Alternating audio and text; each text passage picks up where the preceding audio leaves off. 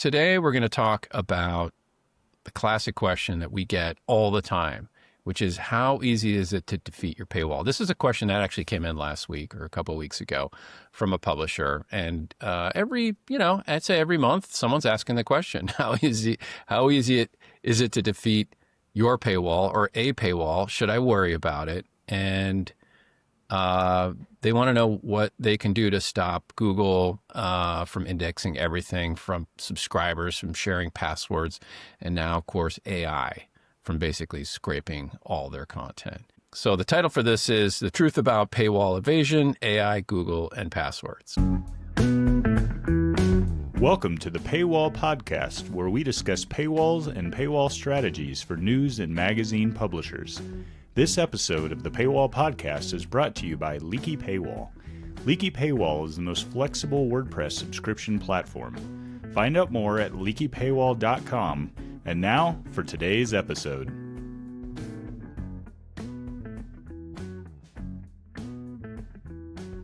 Hey, Tyler. How are you? Good. Good to see you. Yes, happy Monday. And so I thought we would do, I went back, looked at the recordings we've had before. We haven't really nailed this one, so I thought it would be good. And we did one on all the little friction points not too long ago. One of those was disabling right-click and worrying about ad blockers and all that. And the answer is don't do any of that, of course, but go back and listen to that episode if you need to. This one is going to be really focused on content, protection and sharing passwords. And so do you need to do it? That's the question we're going to answer in this podcast. All right, let's talk a little bit about what Google does to your site, what AI is now doing to your site. And it is true, right? Like Google, especially with Gemini AI, it's now ingesting all your content. If you have a metered paywall, a soft paywall, or no paywall, then yeah, all your content is being pulled into AI. Google search is indexing everything. But as a benefit, everything is being shared socially. And that's the advantage of not having a paywall or having a soft paywall. So generally speaking, you have two options when it comes to setting up your paywall. One is metered or soft or leaky, whatever you want to call it. And the other is hard paywall, where like the Wall Street Journal, where you just lock down everything. And I want to talk about the pros and cons of both setups. And then there are a couple of options in there that you can also do. Okay. So just to continue on the metered side, the metered paywall is essentially you're allowing one or more free articles before you're asking the reader to subscribe. That's how it works. And that lets, the big benefit is you get social sharing. So as long as you're leaking one free article, then everyone that comes to your site can grab whatever article they want, put it in Facebook, put it in LinkedIn, put it wherever they want, right? That's a huge plus. If you lock down your content, that stops the hard paywall. The metered paywall also, I don't know what you think about this, but I think the metered paywall just gives the reader, generally speaking, a better experience on your site. You have the opportunity for a free registration on the site, which would let the reader drop off their email and get more content. And you're not annoying right away. And it's great for publishers that are kind of early in their subscription, their paywall journey. If you need to build your list, if you need to build your brand, then the metered setup is really the winner for you. Okay. I want to compare that. And so I want to compare that to the hard paywall setup, which is the draconian way to manage your content, where you're basically saying, nope, you don't get access unless you pay, right? And then there's a little bit of a hybrid system with the free registration, which I want to talk about. Now, the hard paywall, let's just I want to share my screen here, and let's take a view at, see if I can do this here. Let's take a view at a little bit of data here. What I did is this, I don't remember what podcast this was in, but the spreadsheet you're looking at, if you're we're looking at here is all about some local news publishers across the country, the U.S., and how many paid subscribers they have, percentage of population. So this is something I extrapolated from some data from Statista. It's really cool data, and it shows you what the possibilities are.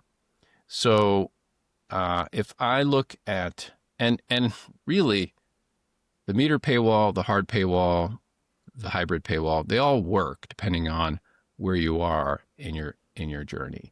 And I want to look at like the metered paywall first. So this is one of the subscribers on or publishers on this list is NOLA.com. They serve the Baton Rouge area, right? And they have their market penetration is over 9%. And this is as of a year or two ago. 9% of their population says, here's my money. Whether it's print or digital, they're absolutely turning into subscribers.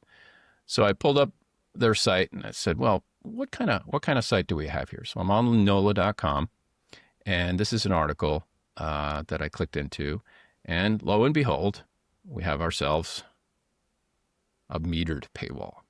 We have one article here that I'm getting without having to do anything. Now, if I go past this article, yeah, I got to pay. Basically, I got to subscribe.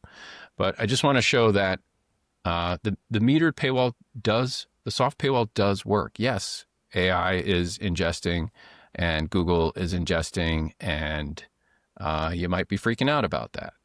But on the balance, the benefit of getting the content into search, the benefit of getting your content into sort of the social sharing groove, which is social sharing, but it's also email sharing. Don't forget about email. It is actually viral. It's a very good viral part of it. It doesn't matter to them. It's working. So that's the metered approach. So if you're the publisher who's still building your audience, you're building your brand, I'd say just based on this data, I would say don't worry about the sharing. What do you think, Tyler? Yeah, for sure. And I see publishers almost weekly that ask about how do I block AI? How do I lock this down? And, ultimately you sort of are playing a game of whack-a-mole that can end up hurting your paid subscriber totals. So is it a problem? Is it, great that AI is scraping our data? No, not really. It's not exactly exciting for a publisher to know that. But if you don't allow people to test your content, get a taste of what you offer, it can be extremely hard for you to convert them to a paid subscriber. Yeah. It's the freemium model, right? It's give someone something and they'll like it, and then they want more. And and as far as metering goes, let's just kind of talk a little bit about the free registration, because yes, I mean AI is a threat. I'm not saying it's not. It certainly is, and something you got to be considering at this point in time. The priority really is growing your email list.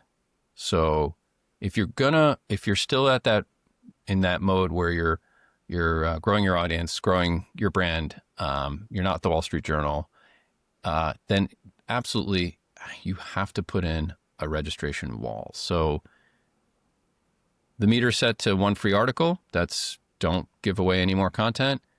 On that second article, pop the free registration, let people drop in their email, choose a password, and then give them one or two more free articles depending on your volume.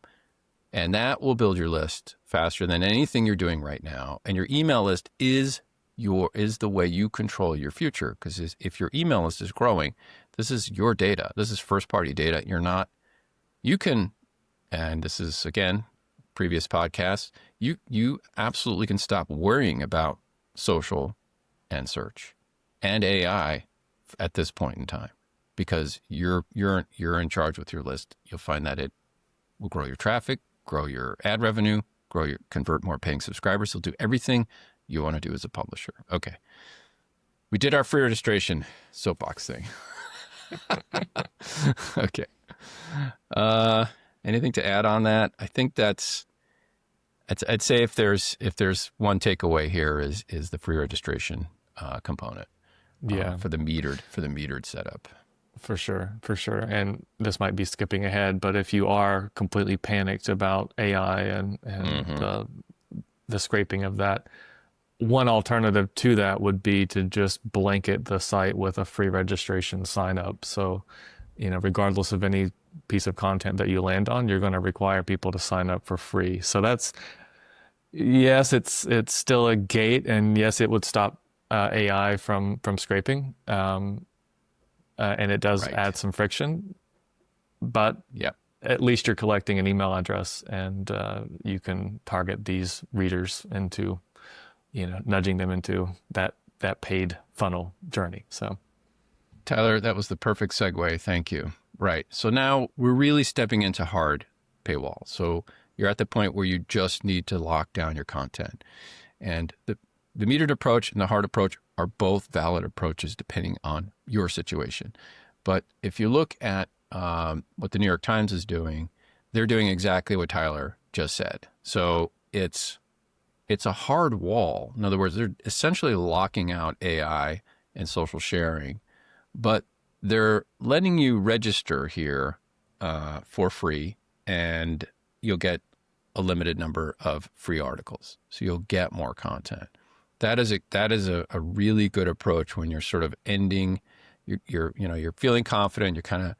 You're building your list, but you need to lock down your content. So it depends on the type of publishing you're doing too. Like we have financial publishers, a number of them, and they've been locking their content early in the game.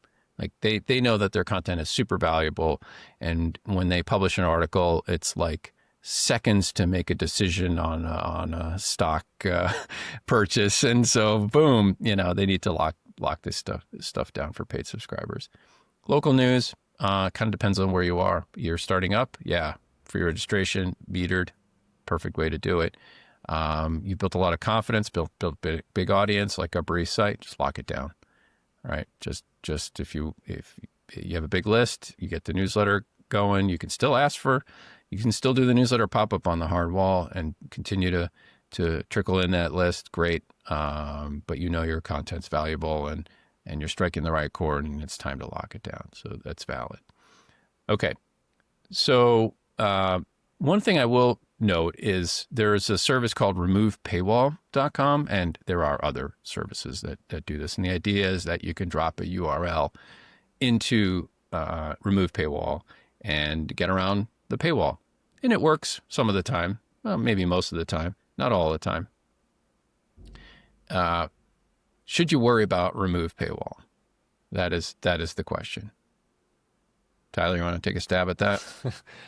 Mike, my answer would be very similar to AI, and that the readers who are going to those kinds of sites to try to bypass your paywall, that slim percentage will never, ever, ever, ever pay for a subscription on your website. So no matter what you do, they're just not going to sign up for a paid subscription. So I wouldn't worry too much about it. And I would also say that if you're running leaky paywall, there is a function called IP blocker, which will effectively stop these remove paywall systems from dropping your wall on your content. So there are ways around it, but again, it's not something that I would worry about too much. Yeah, totally agree. That's not your customer. And I'll also say that if people are spending time to get around technology, they haven't sort of hit that point in their life or career where their time is more valuable than money, right? Most of us are really valuing time, and so the hassle and frustration and time you have to take to get around something. I mean, I remember back in, when I was really young, like, you and Napster was around, and now I'm dating myself, and you'd spend time downloading music, and it took a lot of time. But, as you start like working and making money, and all of a sudden you don't have the time to do these things. And so you're prioritizing convenience. So all you have to do is make it convenient to pay for content, and most of your audience will do it. Yeah. These people, and let me just finish one thing before I forget. And Yeah.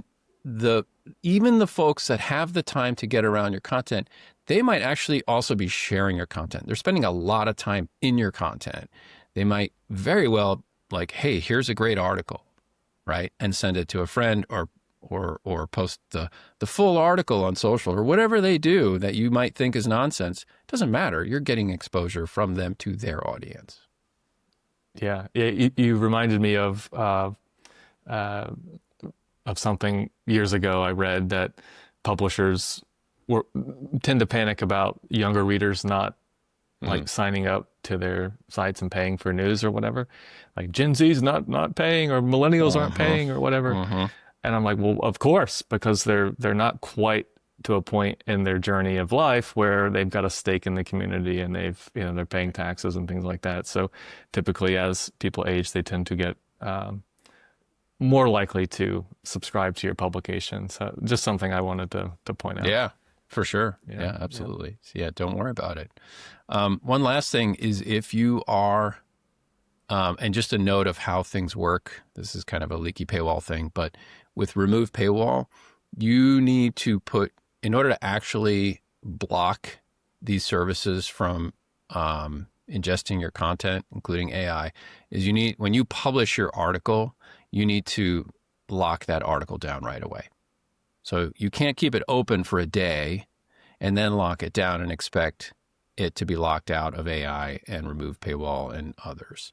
So because they're just too quick to pull your feed in and ingest that. So if you have a category of content that you're locking down, just make sure it's always locked down when you publish it. If you're thinking about locking, if you're sort of metering now and you're thinking, oh, geez, I might have to lock things down and you're ready to pull the trigger, that's great. Do the free registration, 0 articles. You have to register in order to get more. That will keep all these services and AI out, kind of like what the New York Times is doing.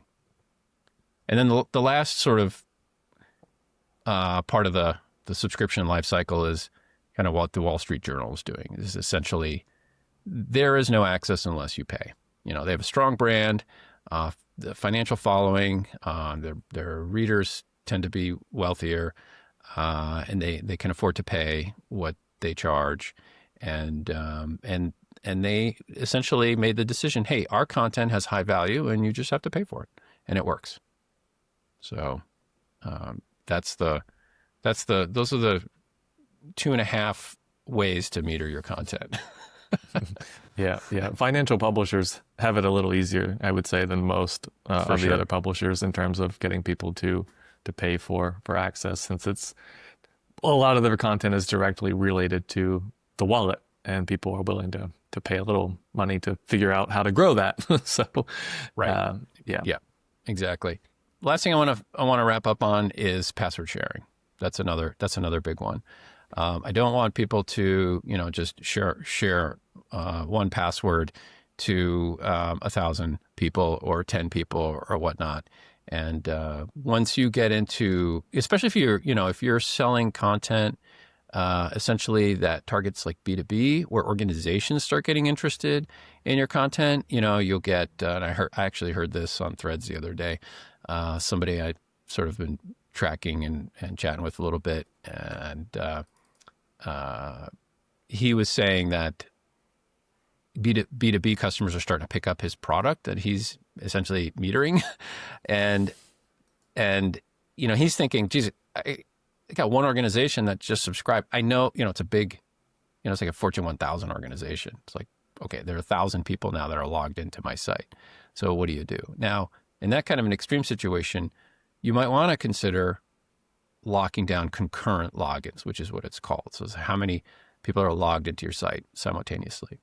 Yeah. If you're doing local news, if you're a magazine publisher, you probably should not worry about that too much. Again, now the solution is there. You can go to, I forget what the name of, there's several WordPress plugins. I think it's Limit Active Logins is the name of the one we recommend. You can install that. You can decide how many, you can have like 5 concurrent logins running on your site. But what's going to happen is you're going to get some administrative friction back at you with people who are like, hey, I can't log in, or, the experience isn't as smooth as just logging in every single time and not being bothered, right? So you have sort of this little bit of downside, but yeah, Netflix is doing it. There a lot of streaming services are now like getting us used to, hey, you got to log out a device to log in the next device. So they're creating a little bit of friction. We're getting used to it. If you're looking to do it, it's not a terrible idea, but you may get some pushback on, or just some emails you have to deal with people having trouble logging in. One thing I might suggest if you're in the family plan potential arena is do that. Sell a family plan, right? Like if you're doing local news or magazine or something, and you have let's say your subscription is $9 a month, just to pick a number, do a 13 a month, and you get 5 seats, right, for family members or enthusiasts or whatever content arena you're in. You don't even need to set up any kind of a limit on logins. You just sell it up front, and you'll find that people will opt in for their family. You're giving essentially people a chance to support you in a bigger way. So, okay, Tyler, I think we covered. Anything else? Any final thoughts? Yeah, the takeaway is not to panic too much and to focus on growing the email list, per usual, right? Bingo. That's right. Yep. If you're metering, go with, and you're thinking about it, if you go hard wall, put in the registration wall, so at least you can get people past the wall with an article or two.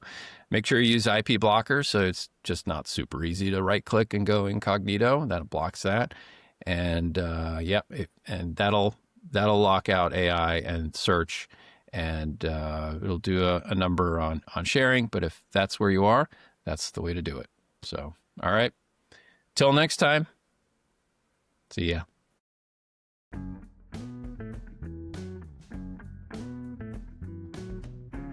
Thanks for listening to the Paywall Podcast. If you'd like to get in touch to discuss subscription strategy, go to leakypaywall.com. See you next time.